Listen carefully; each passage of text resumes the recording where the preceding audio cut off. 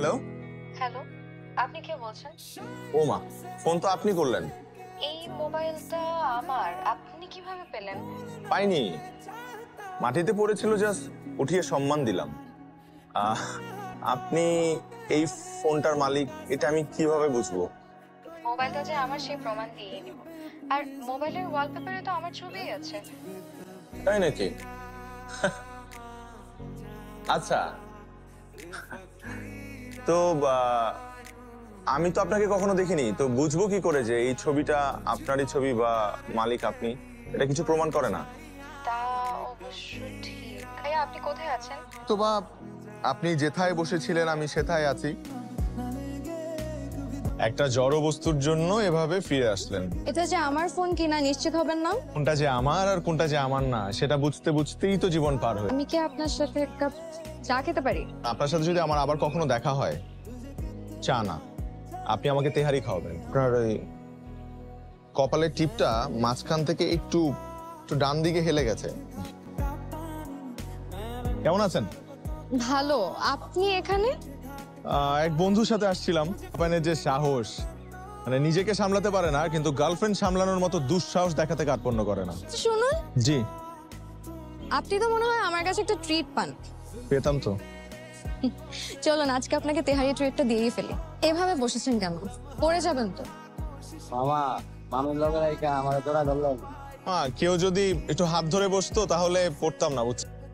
প্রথমবার কোনো সুন্দরী নারীর সাথে বসে তেয়ারি খাচ্ছি। প্রকৃতি সাধারণভাবেই মেনে নিতে পারিনি। কই তুই? আমাকে আসলে একটা সুন্দরী পরী কিডন্যাপ করে নিয়ে আসছে এবং সে তার সাথে বসে আমি তেহারি খাচ্ছি। ইনফ্যাক্ট সে নিজের হাতে আমাকে তেহারি খাইয়ে দিচ্ছে। কেন, তুই ছোটবেলায় পরীর গল্প শুনিস না? কি কস? হ্যাঁ হ্যাঁ, ছোটবেলায় তুই তেহারির গল্প শুনছিস কিন্তু পরীর গল্প শুনিস না। সময় বয়ে যেতে থাকলো, আমাদের কথা বলাটা বেড়ে গেল দিনকে দিন। মন ভালো বা খারাপ হলেই আমাকে জানাতো নীলা, আমিও জানাতাম। তবে বুঝতে পারছিলাম একে অপরের প্রতি টানটা বেড়ে চলেছে, শুধু মুখের ভাষায় প্রকাশ করা হচ্ছে না। জন্মদিনের অনেক অনেক শুভেচ্ছা। অনেক অনেক ভালো থাকেন, সুস্থ থাকেন, এই দোয়া করি। আপনাকে কেমন যেন লাগছে। আপনার তো গায়ে জ্বর। এত জ্বর নিয়ে বের হয়েছেন কেন আপনি? এই দিনটা তো প্রতিদিন আসবে না। আর আমি শুনেছি যে পছন্দের মানুষের কাছাকাছি থাকলে নাকি জ্বরও পালিয়ে যায়। কেকটা তো কাটুন, অধমের একটা মাত্র ইচ্ছে তো অ্যাটলিস্ট পূরণ করুন।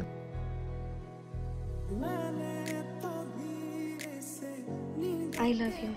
আমি তোমাকে ভালোবাসি। আমি জানি তুমিও আমাকে ভালোবাসো। আর ভালোবাসো বলেই এত জ্বর নিয়ে আজকে বিশেষ দিন এসেছো।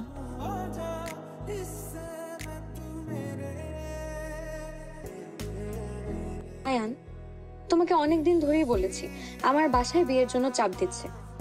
কোথায় কোন আমেরিকার প্রবাসী ছেলে ডাক্তার রিয়াপুর বিয়েতে দেখে পছন্দ করেছে। আমি বাবাকে অনেক কষ্টে রাজি করিয়েছি, অনেক কষ্টে বাবাকে বুঝিয়েছি। আয়ান, এইবার অন্তত বাসায় আমার কথাটা বলো। আবার ভয়ে যদি এরকম আজীবন চুপচাপ থাকো তাহলে কিন্তু পস্তাতে হবে। ঠিক আছে, একটু সাহস সঞ্চার করছি, আমি আজকেই বলবো। মনে থাকে জানো, আজকেই বলবা। আজকেই বলবো। তো ভয় যে কেন পাও তুমি? হ্যালো। বাসা জানিয়েছো? না, এখনো জানাতে পারিনি। তুমি কি চাও? আমি সেই ডাক্তারকে বিয়ে করে আমেরিকা চলে যাই? চাইলে বলতে পারো। তুমি কি বলবে আমি জানি না, কিন্তু বাসায় না জানানো অবধি তুমি আমার সাথে কোনো প্রকার যোগাযোগ করবে না। মাশাআল্লাহ, আমার ছেলের পছন্দ আছে বলতে হবে। এখন তোমাদের ওর বাসায় যেতে হবে। নীলাদের বাসায় যাব। আমরা কোথায় যাচ্ছি? নীলাদের বাসায় যাচ্ছে। বাবা এত জলদি রাজি হয়ে গেলেন? হবে না, আমি রাজি করিয়েছি। মাশাআল্লাহ, তোমার ছেলের পছন্দ তো বেশ ভালো। বেশ মানিয়েছে দুজনকে, কালারটাও সেম সেম।